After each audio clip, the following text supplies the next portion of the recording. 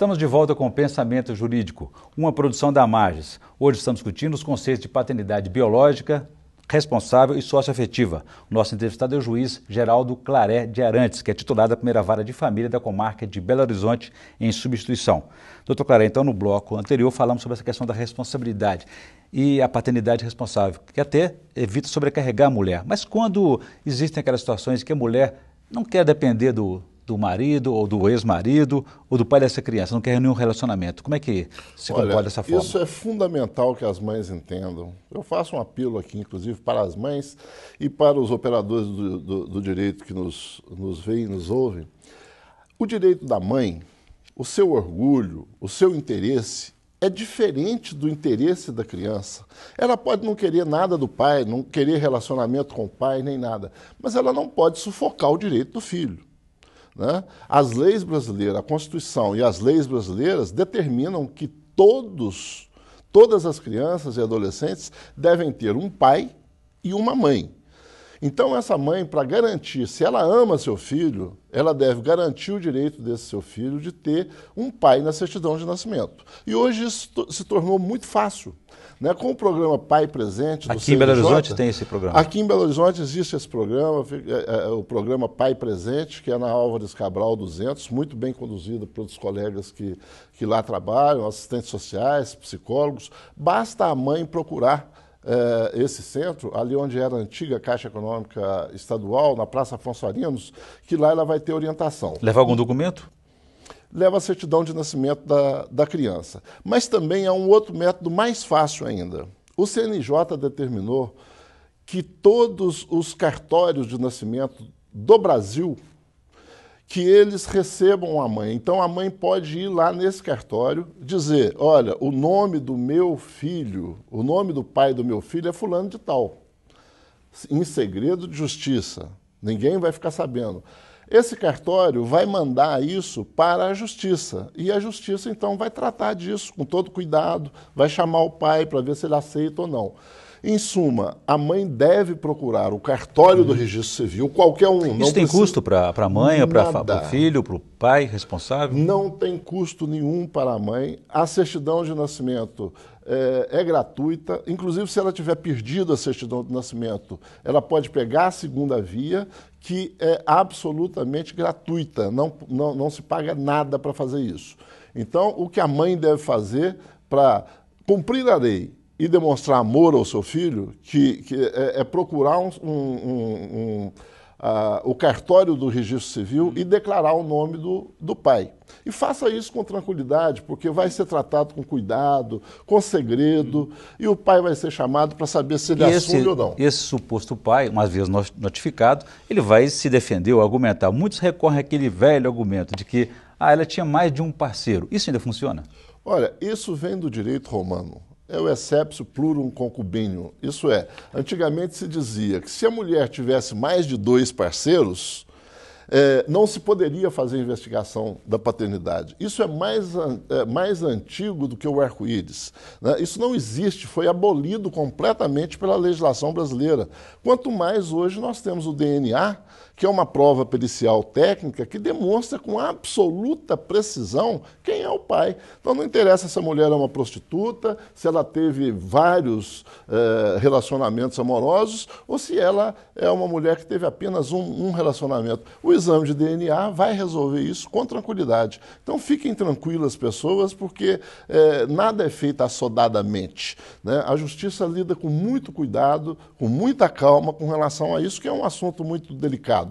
Não podem ficar tranquilos, tanto mães quanto pais, que esse assunto é tratado como deve ser, com carinho, com dedicação, com cuidado e com discrição. Muito bem. A gente volta a esse assunto, mas eu gostaria que antes eu fizesse indicações de leitura para os nossos telespectadores no quadro Pensamento Literário, por favor.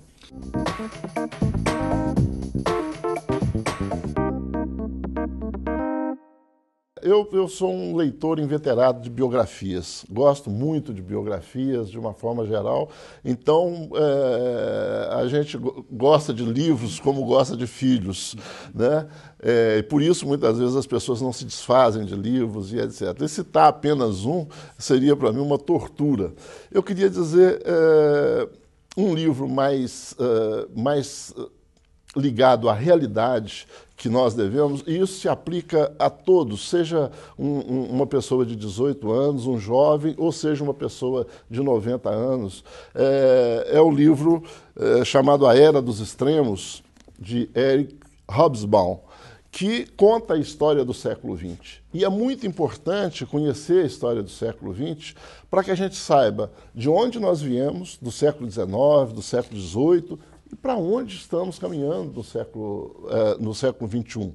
Então, não é apenas um livro de história, é um livro da história da humanidade. E para a gente entender muitas coisas da geopolítica, do que está nos afetando, das Torres Gêmeas, da Segunda Guerra Mundial. E ainda com relação ao século XX, existe um outro livro mais fácil de ler, mais gostoso de ler, que é A Breve História do Século XX. Essa é uma leitura mais leve, mais tranquila, porque a do Hobsbawm, que é um dos maiores historiadores que nós temos, é um livro mais denso. Agora, eu não poderia deixar de falar de um livro que é de minha cabeceira, O Leitor Apaixonado, de Rui Castro. Mineiro, inclusive. Mineiro, de Caratinga, e que é um dos meus escritores favoritos. É um livro delicioso para se ler, O Leitor Apaixonado, Prazeres à Luz do Abajur. São crônicas que ele faz sobre o Paris do início do século. Aquela efervescência intelectual de pintores, de escritores, de pensadores, de poetas, que circularam em Montmartre e circularam por todo o país, todos aqueles grandes nomes que surgiram no final do século XIX, começo do século XXI, e que foi até o começo da guerra, né, em crônicas maravilhosas do Rui Castro. Então, esse livro é um livro que eu recomendo a todos que gostam de leitura, gostam das artes, para que vejam. É uma leitura deliciosa. Boas indicações aí, muito obrigado. Bom, voltando à nossa questão da paternidade responsável, investigação de paternidade, reconhecimento da paternidade. Se o juiz não tiver uma prova contundente, não tiver certeza, ainda assim ele pode tomar uma decisão? Hoje é muito tranquilo para o juiz julgar quando se trata de filiação biológica, porque é uma ação que corre super rápido, o custo hoje é baixíssimo, para quem não pode pagar o custo é zero, né? Porque com o exame do DNA vai vir para você dizendo que ele é o pai biológico ou não.